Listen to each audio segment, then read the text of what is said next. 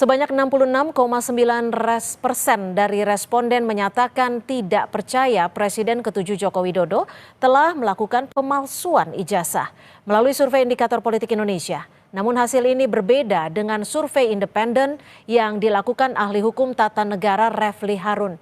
Kita akan bahas bersama ahli hukum tata negara Refli Harun dan juga peneliti indikator politik Bung Kennedy Muslim. Selamat petang Bung Kennedy, Bung Refli, terima kasih sudah bergabung bersama kami di Kompas Petang. Selamat sore Cynthia, Bang Refli. Selamat sore.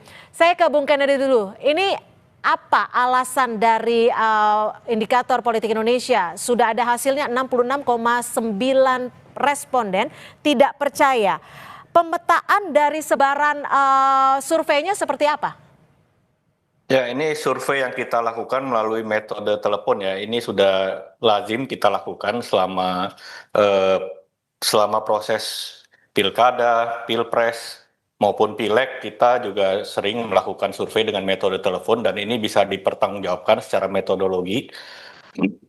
Meskipun ada biasanya sekitar 20-an% masyarakat yang belum memiliki HP tidak terjangkau dari survei ini, tapi survei ini menggunakan metode telepon ini representatif terhadap survei pemilih nasional mereka yang berusia 17 tahun ke atas dan sudah memiliki alasan HP dari mereka percaya bahwa ini adalah ijazah asli seperti apa, Bung Ken?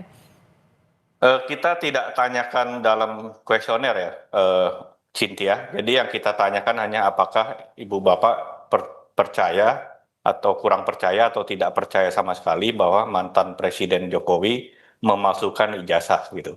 Dan dari hasil yang ditemukan memang seperti yang tadi Cynthia sampaikan, ada sekitar 66,9% yang tidak percaya dan kurang percaya bahwa Presiden Jokowi memasukkan ijazah dan hanya sekitar 19,1% yang percaya Presiden Jokowi memasukkan ijazah.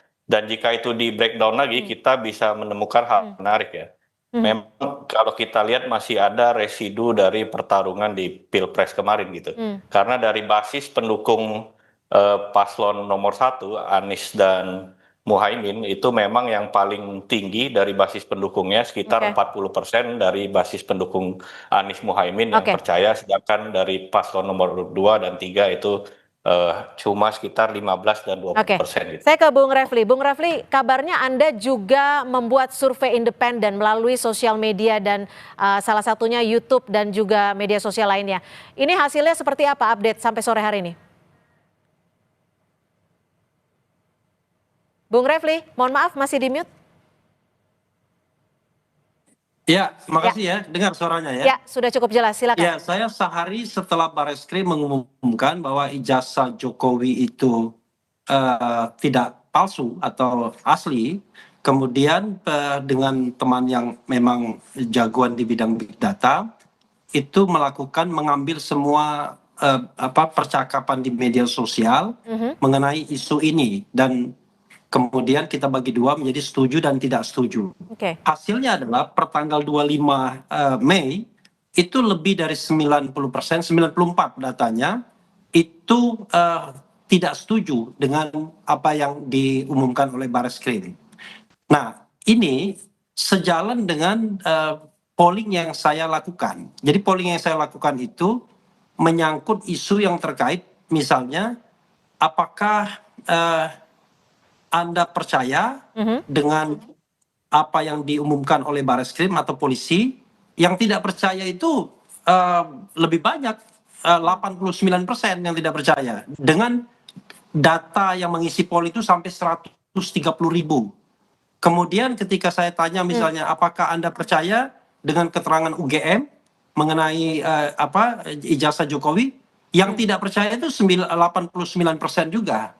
Kemudian ketika saya tanya kemudian mengenai mana yang Anda lebih percaya, Barreskrim atau Roy Suryo, sama dengan polling sampai 100 ribuan, yang tidak percaya itu 89%. Nah makanya saya bandingkan antara polling saya dengan big data yang kemudian kita ambil dari semua lintasan komunikasi dari multi platform, kira-kira 2 juta data karena itu cuma sehari setelah press conference, Maka saya menyimpulkan ya mutlak mayoritas masyarakat sesungguhnya percaya bahwa ijazah Jokowi palsu, Oke, atau lalu sebaliknya gimana nih? masyarakat tidak percaya ijazah Jokowi asli. Oke, Bung Kennedy, Anda melakukan survei untuk 1.286 responden, betul seperti itu ya, dan melalui telepon. Ya, benar, Oke, Cynthia. data-data telepon ini berarti pihak-pihak yang Anda kenal atau dari sumber mana nih? Dari 1.286 ini? Bukan, ini merupakan dari database survei tatap muka yang kita lakukan. Kemudian kita lakukan random sampling ulang terhadap database dari responden tatap muka yang kita lakukan. Mereka yang memiliki HP dari responden tatap muka yang kita lakukan, kita stratified random sampling lagi untuk kita telepon ulang gitu. Dan ini merupakan database responden yang representatif gitu. Oke, Sedikit artinya komentar tidak acak ya? Ya, tidak. Ini Tidak acak ya? Ya, acak tapi representatif dengan populasi survei pemilih nasional gitu. Oke, Bung Refli, bagaimana lalu Anda merespon menanggapi bahwa ada hasil yang bisa dikatakan jauh berbeda dari survei independen Anda dan juga survei yang dilakukan oleh indikator? Ya, pertama ya kita hormati saja, tetapi memang kalau saya ingin disuruh mengkritik ya misalnya, pertama saya ingin tahu sumber dananya dulu.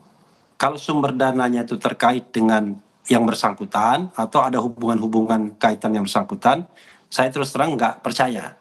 Yang kedua, apakah motivasinya untuk misalnya campaign? Kan kita tahu bahwa banyak orang sekali yang maaf kata ya dibayar untuk mengkampanyekan bahwa ijazah Jokowi asli. Itu beda sama masyarakat yang biasanya yang ngomong apa adanya. Yang berikutnya adalah kalau saya lihat random ya, saya kok agak sedikit mengkritik random samplingnya karena yang dijangkau kan sesungguhnya adalah orang-orang yang punya HP dan kemudian itu berasal dari database saja, database indikator. Makanya saya agak mengkritik randomnya. Saya kira patut dipertanyakan. Kedua, berikutnya adalah pon survei itu ya saya juga itu kan bias terhadap orang-orang yang bisa dicapai dengan telepon. Nah berikutnya dua terakhir adalah soal pertanyaan dan soal jawaban yang tersedia. Begini, kalau soal pertanyaan ya, pertanyaan yang disampaikan menurut saya too strong.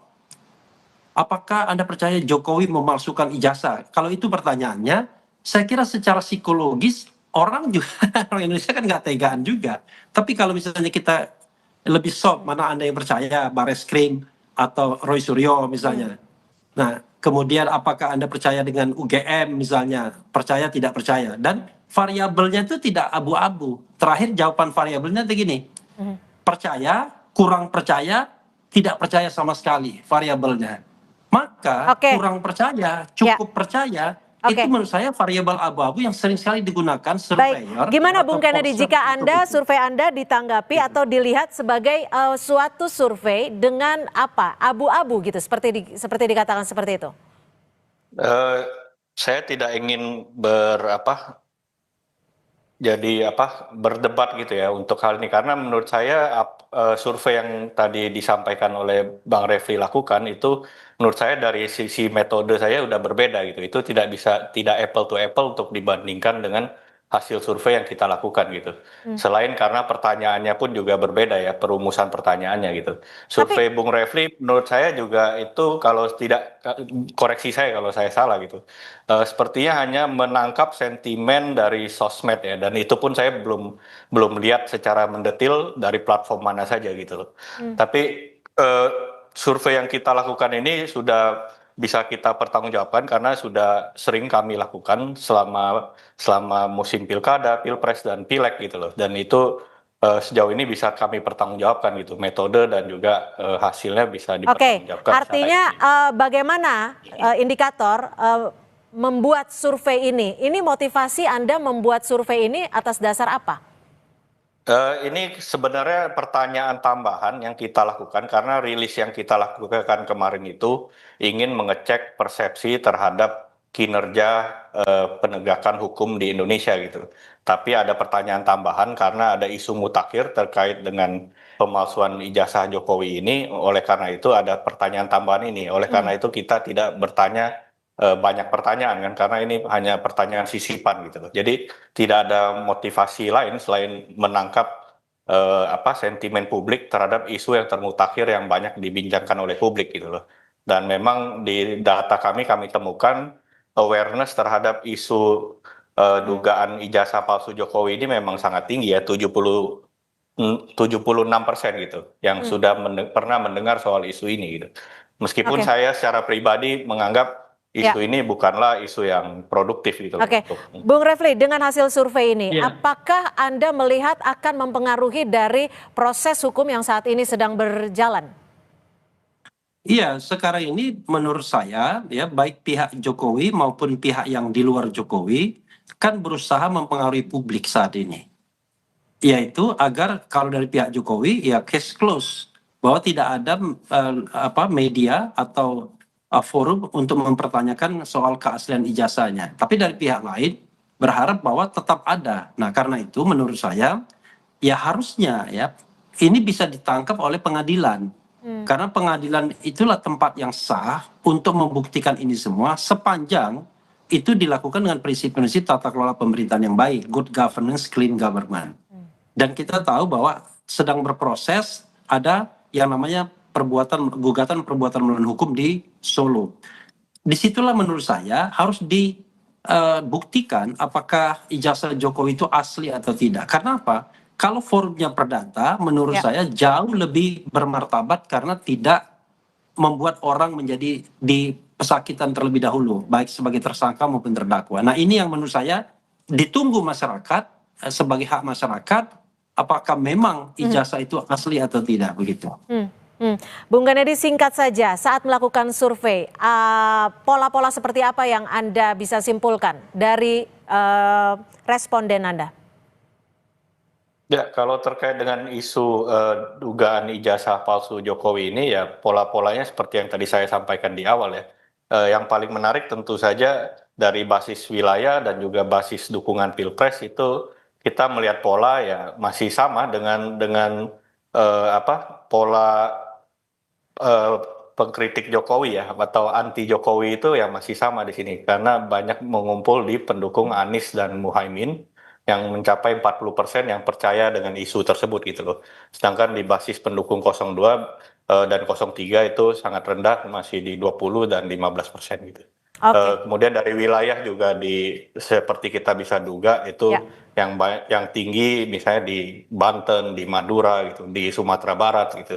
Baik. Jadi saya tidak kaget dengan hasil itu. Baik, terima kasih Bung Kennedy Muslim, peneliti dari Indikator Politik, dan juga Bung